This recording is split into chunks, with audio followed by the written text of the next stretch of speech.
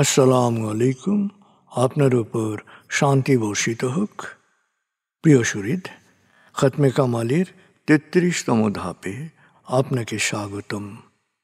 আপনি জানেন, রোগ শোক, বিপদ আপদ, আসমানি জমিনি বালা মুসিবত, সকল ধরনের অস্থিরতা, অশান্তি, অনিশ্চয়তা, নিরাপত্তাহীনতা, দুর্যোগ, দুর্বিপাক, আজাব গজব থেকে মুক্তির জন্যে খতমে কামালি এক সহজ আমল। খতমে কামালির এই আমলের মধ্য দিয়ে প্রার্থনাকারী প্রার্থনার সাথে মিশে যান।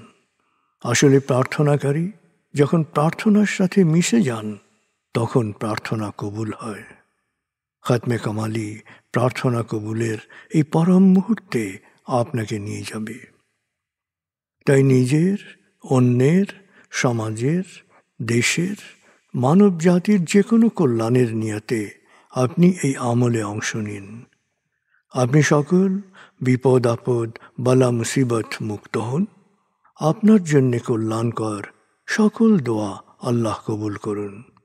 সব সময় আল্লাহ আমাদেরকে তার রহমতের ছায়ায় রাখুন।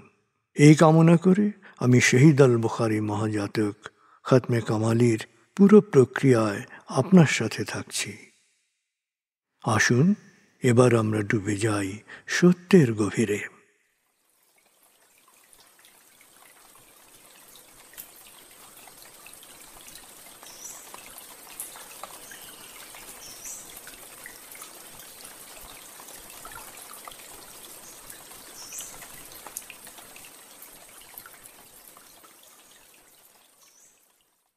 হে আল্লাহ, বিতাড়িত শয়তান থেকে আমি তোমার আশ্রয় প্রার্থনা করছি।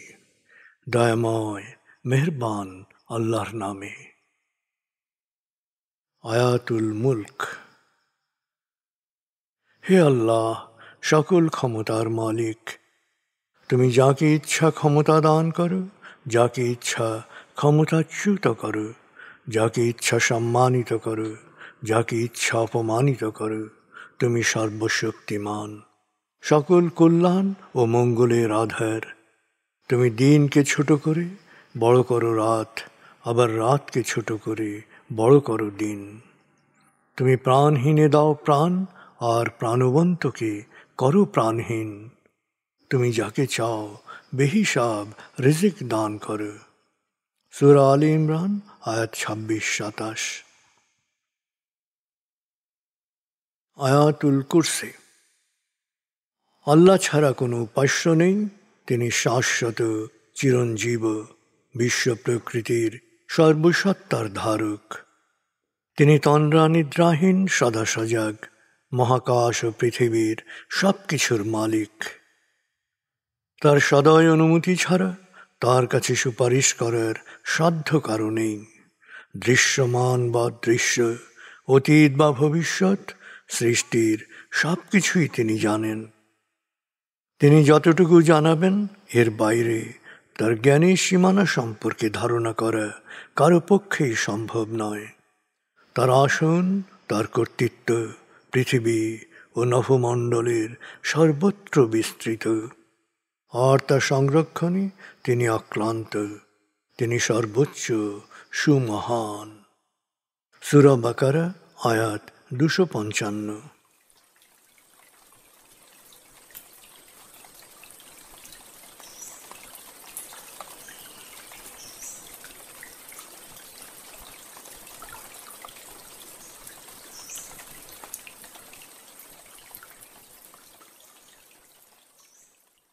আসুন আমরা ধীরে ধীরে ডুবে যাই হৃদয়ের গভীরে নবী প্রেমে। বলগল উলা বিকমালিহি, কশফত দুজা বিজমালিহি, হসনত জমিও খিসালিহি, সল্লু আলিহি ওয়ালিহি। بلغ العلا بكماله كشف الدجى بجماله حسنت جميع خصاله صلوا عليه وآله بلغ العلا بكماله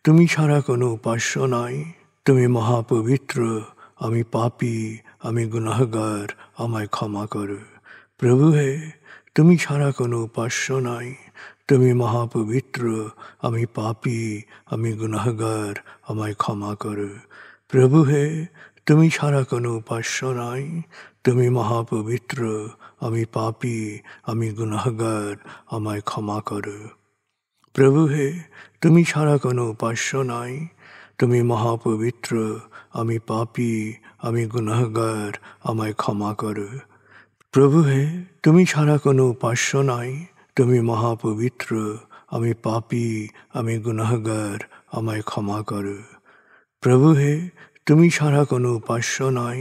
তুমি মহাপবিত্র, আমি পাপী, আমি গুনাহগার, আমায় ক্ষমা করো। প্রভু হে, তুমি ছাড়া কোনো উপাস্য নাই। তুমি মহাপবিত্র, আমি পাপী, আমি গুনাহগার, আমায় ক্ষমা করো। প্রভু হে, তুমি ছাড়া কোনো উপাস্য নাই। তুমি মহাপবিত্র, আমি পাপী, আমি গুনাহগার, আমায় ক্ষমা করো। প্রভু হে, তুমি ছাড়া কোনো উপাস্য নাই। তুমি মহাপবিত্র, আমি পাপী, আমি গুনাহগার, আমায় ক্ষমা করো। প্রভু হে, তুমি ছাড়া কোনো উপাস্য নাই। তুমি মহাপবিত্র, আমি পাপী, আমি গুনাহগার, আমায় ক্ষমা করো।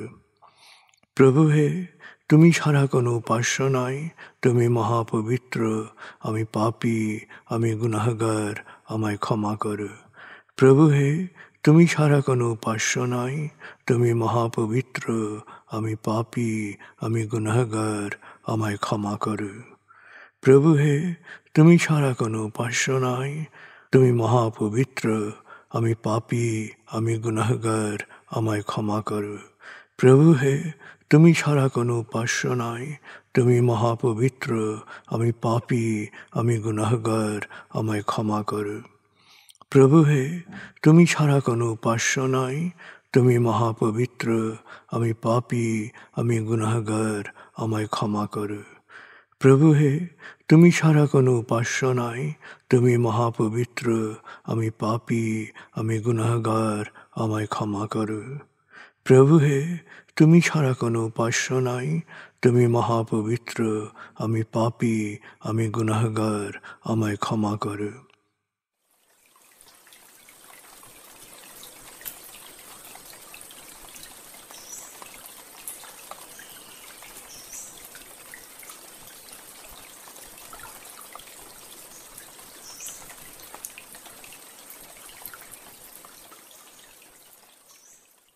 এবার আমরা সূরা তাকবীর এর মর্মবাণীর অংশ বিশেষে ডুবে যাব। তারপর ডুবে যাব আজকের জন্য নির্ধারিত সূরার তেলাওয়াত ও মর্মবাণীতে। 81 সূরা তাকবীর। দয়াময় মেহেরবান আল্লাহর নামে।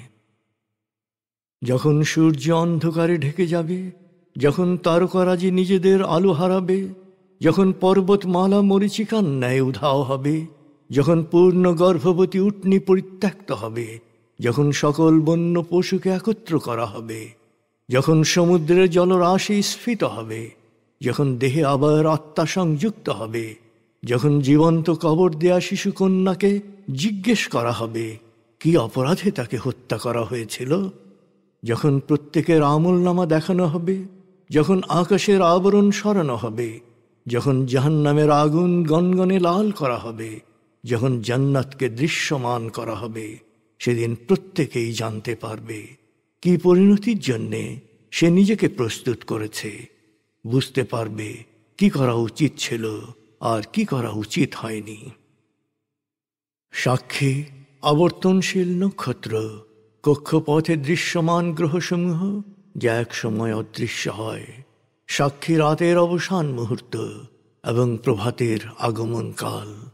নিশ্চয়ই এই কোরআন আরশের সার্বভৌম অধিপতির নিকট উচ্চ মর্যাদা সম্পন্ন সম্মানিত রসুলের মুখ নিঃসৃত, যার কথা অবশ্যই বিশ্বাসযোগ্য ও মানা উচিত।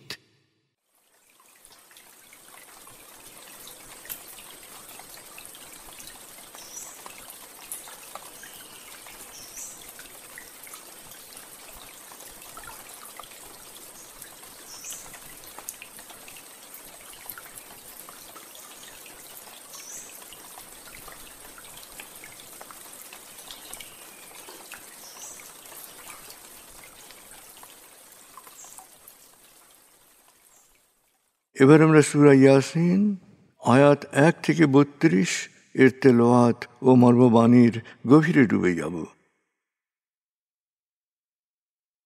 36 সূরা ইয়াসিন। বিসমিল্লাহির রহমানির রহিম। ইয়াসিন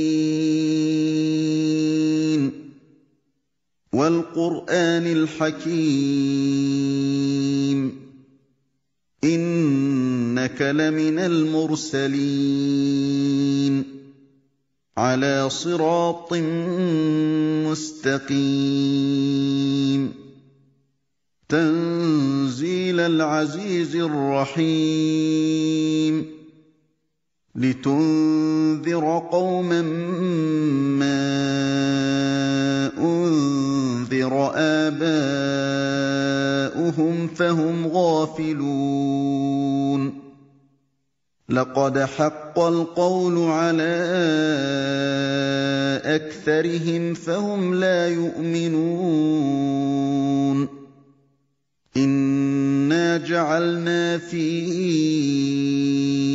أعناقهم أغلالا فهي إلى الأذقان فهم مقمحون وجعلنا من بين أيديهم سدا ومن خلفهم سدا فأغشيناهم فهم لا يبصرون وسواء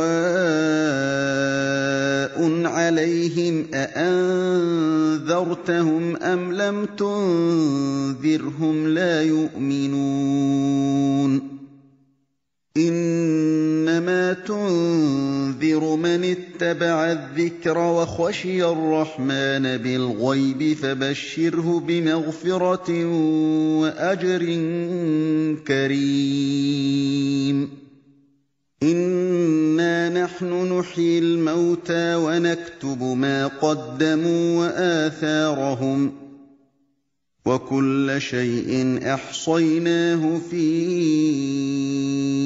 إمام مبين واضرب لهم مثلا أصحاب القرية إذ جاءها المرسلون إذ أرسلنا إليهم 2 فكذبوهما فعززنا بثالث فقالوا إنا إليكم مرسلون قالوا ما أنتم إلا بشر مثلنا وما أنزل الرحمن من شيء إن أنتم إلا تكذبون قالوا ربنا يعلم إنا إليكم لمرسلون وما علينا إلا البلاغ المبين قالوا إنا تطيرنا بكم لئن لم تنتهوا لنرجمنكم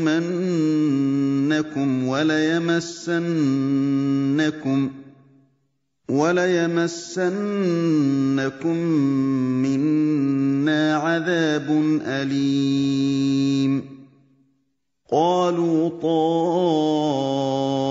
طائركم معكم أئن ذكرتم بل أنتم قوم مسرفون وجاء من أقصى المدينة رجل يسعى قال يا قوم اتبعوا المرسلين اتبعوا من لا يسألكم أجرا وهم مهتدون وما لي لا أعبد الذي فطرني وإليه ترجعون أأتخذ من دونه آلهة إن يردني الرحمن بضر لا تغن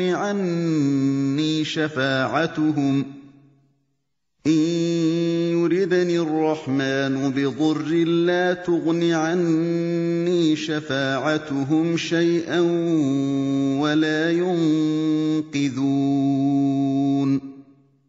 إني إذا لفي ضلال مبين إني آمنت بربكم فاسمعون قيل ادخل الجنة قال يا ليت قومي يعلمون بما غفر لي ربي وجعلني من المكرمين وما أنزلنا على قومه من بعده من جند من السماء وما كنا منزلين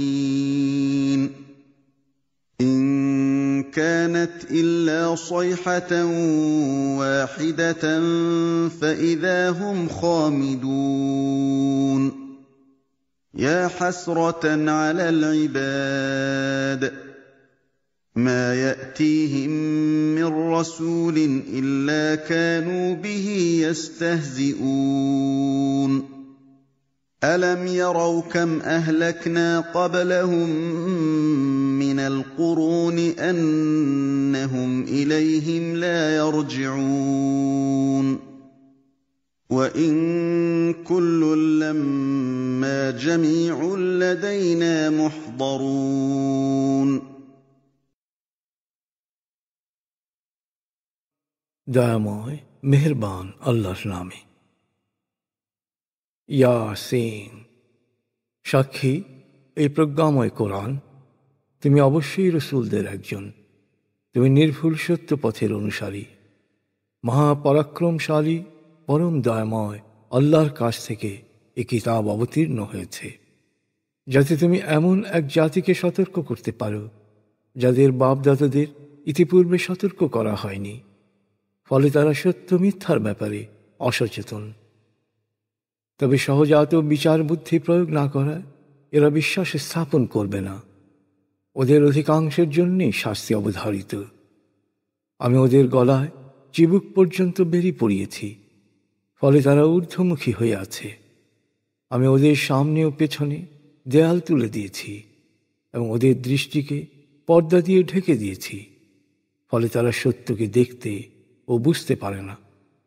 তুমি ওদের সতর্ক করো আর না করো, ওদের কাছে দুটোই সমান, ওরা বিশ্বাস স্থাপন করবে না।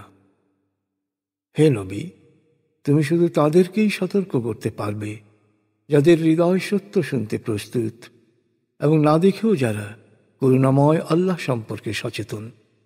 তাদের তুমি ক্ষমা ও মহাপুরস্কারের সুসংবাদ দাও। আমি অবশ্যই একদিন মৃতকে জীবিত করব, আর তাদের সব কর্মকাণ্ডের বিবরণ লিপিবদ্ধ করা হচ্ছে এবং তাদের সব ভালো মন্দের নিদর্শন সুস্পষ্টভাবে সংরক্ষিত হচ্ছে বিশেষ প্রক্রিয়ায়।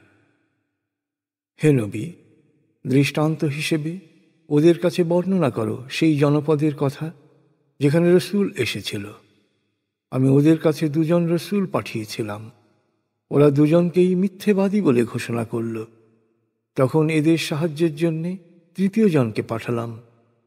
তখন তারা সবাই বলল, আমরা তোমাদের কাছে রসুল হিসেবে প্রেরিত হয়েছি। ওরা বলল, তোমরা তো আমাদের মতোই মানুষ, দয়াময় আল্লাহ কিছুই প্রেরণ করেননি, তোমরা শুধু শুধু মিথ্যে বলছ। তারা জবাবে বলল, আমাদের প্রতিপালক জানেন আমরা নিঃসন্দেহে তোমাদের কাছে রসুল হিসেবে প্রেরিত হয়েছি, আর সত্যের বাণী সুস্পষ্টভাবে পৌঁছে দেয়াই হচ্ছে আমাদের দায়িত্ব। জনপদের অধিবাসীরা তখন হুমকি দিল, আমরা তোমাদেরকে অশুভ অমঙ্গলের কারণ মনে করি। তোমরা তোমাদের প্রচারণা থেকে বিরত না হলে আমরা তোমাদেরকে পাথর মেরে হত্যা করব ও কঠিন শাস্তি দেব। রসুলরা জবাবে বলল, তোমাদের অকল্যাণ তোমাদের সাথেই সম্পৃক্ত। তোমাদের বিবেকের কাছে সত্যের বাণী পৌঁছে দেয়া কি তোমরা অশুভ মনে করছ? হায়, আসলে তোমরা নিজেরাই সীমা লঙ্ঘন করছ, নিজেদের অমঙ্গল ডেকে আনছ। এর মধ্যেই জনপদের এক প্রান্ত থেকে একজন ছুটে এসে বলল, হে আমার সম্প্রদায়, তোমরা রসুলদের অনুসরণ করো। এরা সত্য পথের অনুসারী, আর এরা তো তোমাদের কাছে কোনো প্রতিদান চায়নি, তাই এদের নিঃসংকোচে অনুসরণ করো। সে বলল, যিনি আমাকে সৃষ্টি করেছেন, যার কাছে আমাদের সবাইকে ফিরে যেতে হবে, তার ইবাদত না করার পেছনে আমার কি যুক্তি থাকতে পারে? আমি কি আল্লাহ ছাড়া অন্যদের উপাস্য হিসেবে গ্রহণ করব? অথচ দয়াময় আল্লাহ আমাকে ক্ষতিগ্রস্ত করতে চাইলে এই উপাস্যদের সুপারিশ আমার কোনো কাজে আসবে না, আর এরা আমাকে বিপদ থেকেও উদ্ধার করতে পারবে না। তাই অন্য কোনো উপাস্য গ্রহণ করলে আমি নিশ্চিতই বিভ্রান্তির অন্ধকারে হারিয়ে যাব। এরপর সে বলল, হে আমার সম্প্রদায়, তোমাদের সবার প্রতিপালকের ওপর আমি বিশ্বাস স্থাপন করেছি। তোমরা আমার কথা শোনো, তোমরাও বিশ্বাস স্থাপন করো। কিন্তু ওরা তাকে অন্যায়ভাবে হত্যা করে ফেলল। এরপর তাকে বলা হলো, জান্নাতে প্রবেশ করো। তখন সে বলে উঠল, হায়, আমার সম্প্রদায় যদি জানতে পারত কি কারণে আমার প্রতিপালক আমাকে ক্ষমা করেছেন এবং সম্মানিতদের অন্তর্ভুক্ত করেছেন। তার মৃত্যুর পর আমি তার সম্প্রদায়ের বিরুদ্ধে আকাশ থেকে কোনো সেনাবাহিনী পাঠাইনি, আর তার প্রয়োজনও ছিল না। শাস্তির জন্যে শুধু এক প্রচণ্ড শব্দ, আর সে জনপদের সব কিছু ছাইয়ের মতো নিস্তব্ধ, নিষ্প্রাণ হয়ে গেল। হায়, অধিকাংশ মানুষকে আফসোসের বোঝা বহন করতে হবে। ওদের নিকট যখনই কোনো রসুল এসেছে, তখনই ওরা তাকে নিয়ে হাসি তামাশা করেছে। ওরা কি লক্ষ্য করে না, ওদের আগে কত জনগোষ্ঠীকেই না আমি নিশ্চিহ্ন করেছি, যারা আর কখনোই ওদের কাছে ফিরে যাবে না। কিন্তু ওদের সকলকেই একদিন আমার কাছে ফিরে আসতে হবে।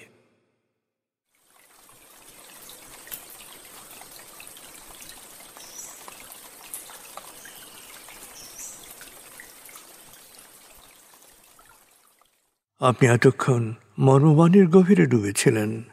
এবার আপনার মনে মর্মবাণীর যে বিষয়গুলো দাগ কেটেছে, সেই বিষয়গুলোর ভাবনায় ডুবে যান।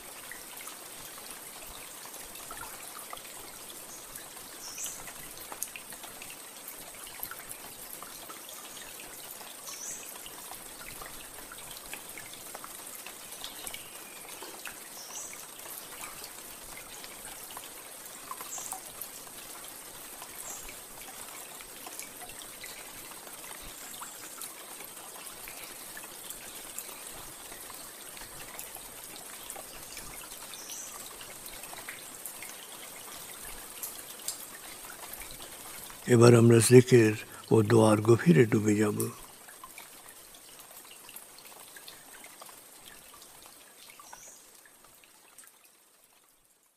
এবার হালকাভাবে চোখ বন্ধ করুন, লম্বা দম নিন, নাক দিয়ে দম নিন, আস্তে আস্তে মুখ দিয়ে দম ছাড়ুন। দম নেবেন পেটে, ছাড়বেন মুখ দিয়ে। দম নেওয়ার চেয়ে দম ছাড়তে সামান্য বেশি সময় নিন। দম নিতে নিতে ভাবুন প্রকৃতি থেকে আফুরন্ত প্রাণশক্তি শরীরে প্রবেশ করছে, আর দম ছাড়তে ছাড়তে ভাবুন শরীরের সকল দূষিত পদার্থ বাতাসের সাথে বেরিয়ে যাচ্ছে। নাক দিয়ে দম নিতে নিতে ভাবুন প্রকৃতি থেকে আফুরন্ত প্রাণশক্তি শরীরে প্রবেশ করছে, আর মুখ দিয়ে দম ছাড়তে ছাড়তে ভাবুন শরীরের সকল দূষিত পদার্থ বাতাসের সাথে বেরিয়ে যাচ্ছে। দম নিতে নিতে ভাবুন প্রকৃতি থেকে আফুরন্ত প্রাণশক্তি শরীরে প্রবেশ করছে। দম ছাড়তে ছাড়তে ভাবুন শরীরের সকল দূষিত পদার্থ বাতাসের সাথে বেরিয়ে যাচ্ছে। দম নিতে নিতে ভাবুন প্রকৃতি থেকে আফুরন্ত প্রাণশক্তি শরীরে প্রবেশ করছে, আর দম ছাড়তে ছাড়তে ভাবুন শরীরের সকল দূষিত পদার্থ বাতাসের সাথে বেরিয়ে যাচ্ছে। দম নিতে নিতে ভাবুন প্রকৃতি থেকে আফুরন্ত প্রাণশক্তি শরীরে প্রবেশ করছে, আর দম ছাড়তে ছাড়তে ভাবুন শরীরের সকল দূষিত পদার্থ বাতাসের সাথে বেরিয়ে যাচ্ছে। এবার দম স্বাভাবিক হতে দিন। স্বাভাবিকভাবে নাক দিয়ে দম নিয়ে নাক দিয়ে দম ছাড়ুন। আপনার অঙ্গ শিথিল ও নিষ্প্রাণ হয়ে আসছে। এবার নাক দিয়ে ধীরে ধীরে দম নিয়ে বেশ সময় নিয়ে ধীরে ধীরে নাক দিয়ে দম ছাড়ুন। দম নেওয়ার চেয়ে ছাড়ায় সময় একটু বেশি নিন। ধীরে ধীরে দম নিন, ধীরে ধীরে দম ছাড়ুন। ধীরে ধীরে দম নিন, ধীরে ধীরে দম ছাড়ুন। ধীরে ধীরে দম নিন, ধীরে ধীরে দম ছাড়ুন। ধীরে ধীরে দম নিন, ধীরে ধীরে দম ছাড়ুন। ধীরে ধীরে দম নিন, ধীরে ধীরে দম ছাড়ুন। এবার দম স্বাভাবিক হতে দিন। আপনি এখন দম খেয়াল করুন। বাতাস নাক দিয়ে ফুসফুসে প্রবেশ করছে, আবার বেরিয়ে আসছে। আপনার পুরো মনোযোগ নাকে দমের প্রবেশ পথে দিন। বাতাস স্বাভাবিক যাওয়া আসা করুক, আপনি শুধু দম খেয়াল করুন।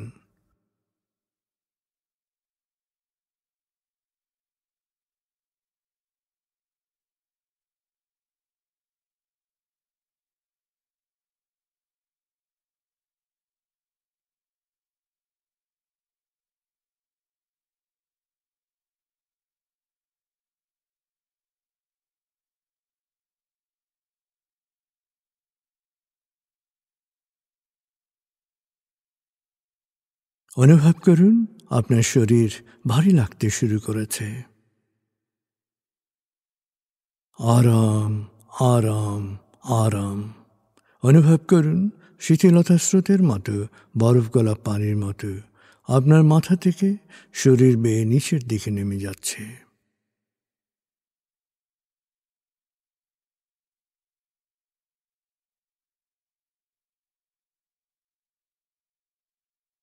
আপনি এখন পুরোপুরি শিথিল। শিথিলায়নের গভীর স্তরে প্রবেশ করেছেন আপনি। আপনার ব্রেন ওয়েভ বিটা স্তর থেকে নেমে গেছে আলফায়। মনের বাড়ির পথে আপনি এখন আলফা স্টেশনে এসে পৌঁছেছেন। এই স্টেশনে আপনার জন্য রয়েছে বিশেষ ওয়েটিং রুম। আলফা স্টেশন থেকে আপনি এখন মনের বাড়িতে যাচ্ছেন। আমি গণনা শুরু করছি। 19,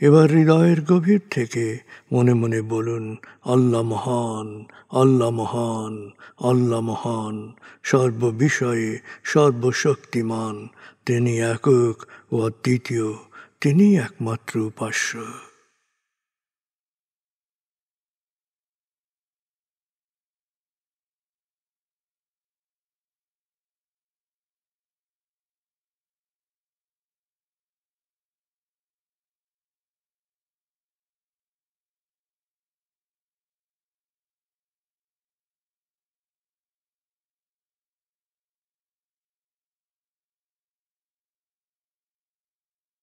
হৃদয়ের গভীর থেকে প্রার্থনা করুন, হে আল্লাহ, তুমি আমাদেরকে বিশ্বাসী, সৎকর্মশীল, সংঘবদ্ধ মানুষ হিসেবে কোয়ান্টাম ফাউন্ডেশনে একাত্ম করেছ। হে আল্লাহ, কোয়ান্টাম ফাউন্ডেশনকে এ যুগের আলোকবর্তিকা হিসেবে, সহস্রাব্দের বাতিঘর হিসেবে কবুল করো। কোয়ান্টাম ঘরে ঘরে, মেডিটেশন ঘরে ঘরে, এ অনুরণন সার্থক করো।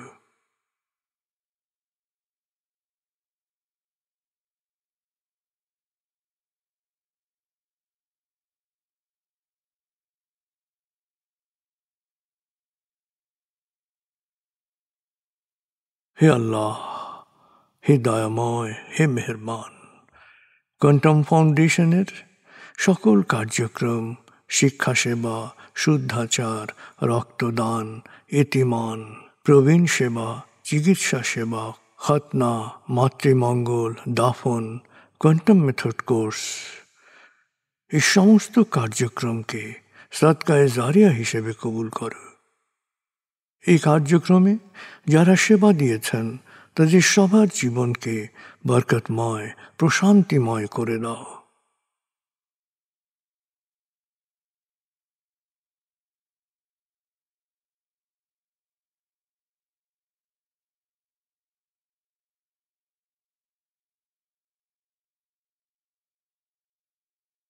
হে আল্লাহ, গত ৩০ বছর ধরে ফাউন্ডেশনের কাজগুলোকে গতিশীল রাখার জন্যে যারা নিয়মিত দান করেছেন, যারা এককালীন দান করেছেন, যারা জাকাত দিয়েছেন, যারা স্থাবর অস্থাবর সম্পত্তি দান করেছেন, তাদের সবার দানকে তুমি সৎ দান হিসেবে কবুল করো, সদকায়ে জারিয়া হিসেবে কবুল করো। তাদের পরিবারে সুখ ও প্রশান্তি দান করো, তাদের ধন সম্পত্তিতে বরকত দান করো।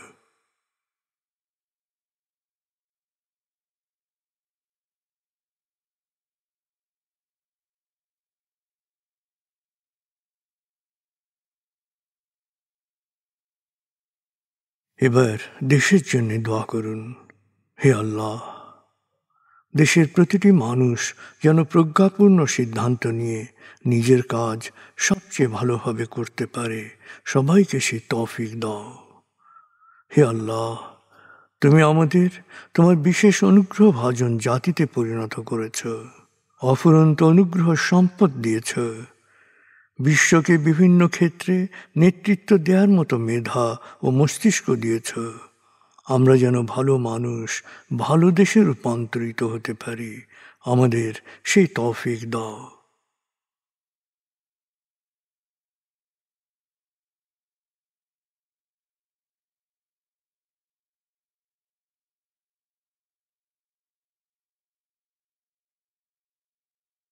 ভালো মানুষ, ভালো দেশ, স্বর্গভূমি বাংলাদেশ। ভালো মানুষ, ভালো দেশ, স্বর্গভূমি বাংলাদেশ। ভালো মানুষ, ভালো দেশ, স্বর্গভূমি বাংলাদেশ। দেশের জন্যে প্রার্থনা করুন। দেশকে যেমন দেখতে চান সেভাবে প্রার্থনা করুন।